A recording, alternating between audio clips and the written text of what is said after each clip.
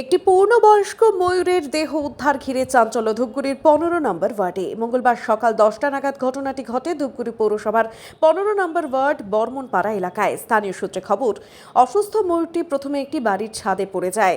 এরপরই তাকে উদ্ধার করে প্রাথমিক সুস্থতা করার চেষ্টা করেন। এরপরই আস্তে আস্তে ময়ূরটি ঢলে পড়ে। জানা গিয়েছে ময়ূরটির শরীরে একাধিক আঘাতের চিহ্ন রয়েছে এবং কিভাবে সেই ময়ূরটির মৃত্যু হয়েছে তা কিন্তু এখনও অজানা। তবে এলাকাবাসীদের ধারণা ময়ূরটিকে কোনো কুকুর বা অন্য কোনো জন্তু আক্রমণ করতে পারে, এমনটাই মনে করছেন তারা।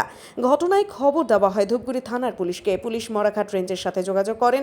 মরাঘাট রেঞ্জের বনকর্মীদের হাতে মৃত ময়ূর তুলে দেন এলাকাবাসীরা। দেখলাম যে একটা ময়ূর কিছুক্ষণ আগে বসছিল চালের উপর, তো তখন মারা হয়, তাকে জল খাওয়ানো হয় শুনলাম, তারপরে দেখি সে মারা যায়। মানে এই এলাকায় শোনা যাচ্ছে আরো কয়েকটা ময়ূর রয়েছে। এলাকায় আগে দেখছিলাম, এর মধ্যে দেখিনি। এই মোটামুটি লকডাউনের সময় দেখা গেছিল 2-4টা আসছিল, কিন্তু এখন বর্তমান নাই। এটা হয়তো কোনো জায়গা থেকে আহত হয়ে আসছে, আসার কারণে আহত হওয়ার কারণেই চলে আসছে দিকে দেখায়। বন দপ্তরে খবর দেওয়া হয়েছে? হ্যাঁ, বন দপ্তরে কি পুলিশে খবর দেওয়া হয়েছিল, পুলিশ আসেনি এখন। এটা কোন এলাকা? এটা ধূপগুড়ি বর্মনপাড়া 15 নম্বর ওয়ার্ড। আপনার নাম? আমার নাম অতুল রায়।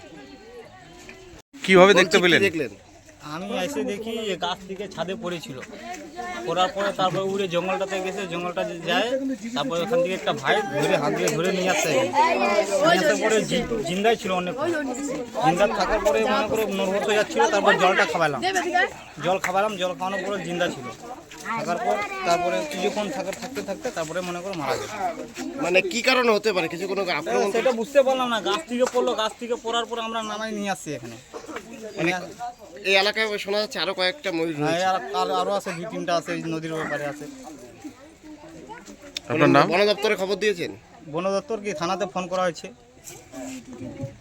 কোন এলাকা? এটা বড় 15 নম্বর ওয়ার্ড। আপনার নাম?